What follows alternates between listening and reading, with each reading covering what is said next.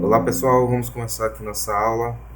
Aula passada nós vimos G71, G70, né, que são os ciclos automáticos, os primeiros que a gente aprendeu aqui.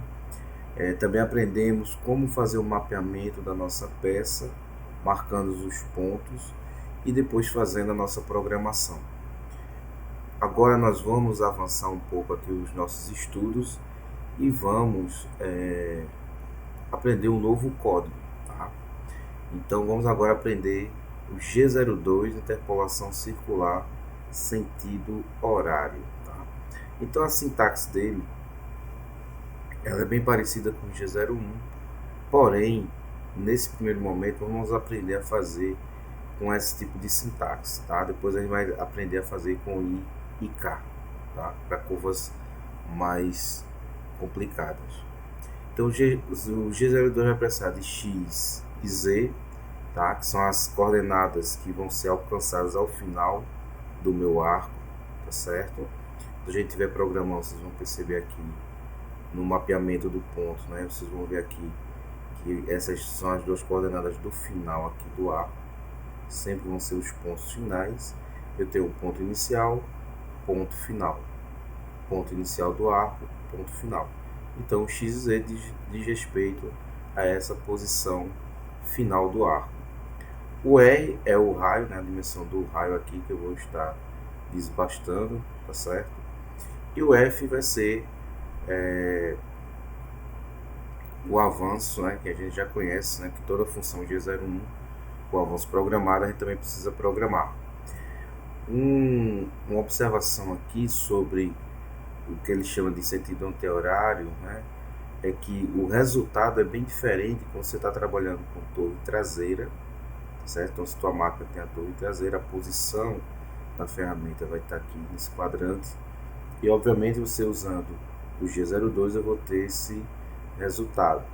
Se a tua torre for dianteira e você quer esse tipo de resultado, você tem que usar G02 e sempre seguir pelo sentido aqui da seta, né? O sentido horário do relógio, tá certo? Então, preste sempre atenção nesse detalhe da torre, na posição da sua ferramenta. Tá? Também tenho o G03, que é a interpolação no sentido anti-horário. Tá? O significado é o mesmo, tá certo? Só que agora a movimentação da ferramenta ela faz um arco no sentido anti-horário. Então, atentar também para o detalhe se sua máquina é na torre traseira ou na torre dianteira, ok? E o significado é o mesmo. Um outro assunto também que eu queria falar aqui para vocês, então, lembra do G40, quando a gente toda vez fazia um cabeçalho e cancelava a compensação de raio da ferramenta? Bem, acho que agora é oportuno a gente falar. Então, o que é que acontece, né? Quando você tem um corte como esse aqui, onde eu tenho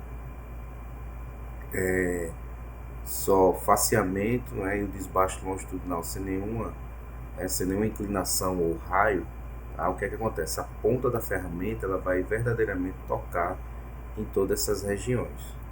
Lembrando, né, que a ferramenta ela tem uma ponta, né, um raio de ponta da ferramenta, tá certo? E quando a gente está se movimentando no eixo Z e no eixo X, observa que a ponta da ferramenta, né, ela vai estar sempre tocando aqui na face da peça.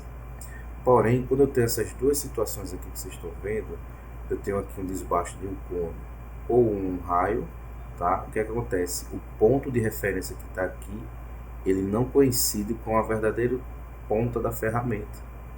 E aí o que acontece? Quando você tem esse deslocamento simultâneo no eixo X e Z, tá? Você vai precisar fazer aqui, o que acontece? Vai haver uma diferença, né, na usinagem. Então eu preciso fazer uma compensação de raio da ferramenta. Tá? Então eu vou ter que usar o G41, compensação de raio à esquerda, e G42, compensação de raio à direita, certo? Então como é que isso funciona? Lá no meu CNC eu vou informar, né, quando eu estou fazendo o zeramento da peça, da ferramenta, aliás, eu tenho que informar o raio da ferramenta, tá certo? E o quadrante que ela vai estar trabalhando. E aí o CNC ele já faz essa compensação, esse espaçozinho que vocês estão vendo, é exatamente a compensação que ele vai fazer quando ele estiver aqui nesse desbaixo desse raio. Ele vai aproximar mais aqui esse ponto, né? Vai deslocar nesse valor aqui que ele calcula automaticamente para você, para que a tua peça tenha as dimensões corretas, tá? Um desenho aqui que eu gosto de mostrar é uma peça com desbaste externo e o desbaste interno. Então, olhando de frente aqui para a tua peça, né? Então, o G41 está à minha esquerda, tá? Então, se eu estiver me deslocando nesse sentido aqui, tá? Da esquerda para a direita, eu tenho o G41, eu ativo o G41. Se eu tiver o desbaste da direita, eu vou usar G42. Porém, se nessa mesma máquina eu tiver um torneamento interno, eu inverto o G41 e o G42. E observe que essa regrinha aqui, ela serve mais uma vez para uma máquina que está com a torre traseira. Se você trabalhar com a torre dianteira, tá certo? Então isso aqui se inverte também, que é isso que você vai ver no programa que a gente vai estar vendo.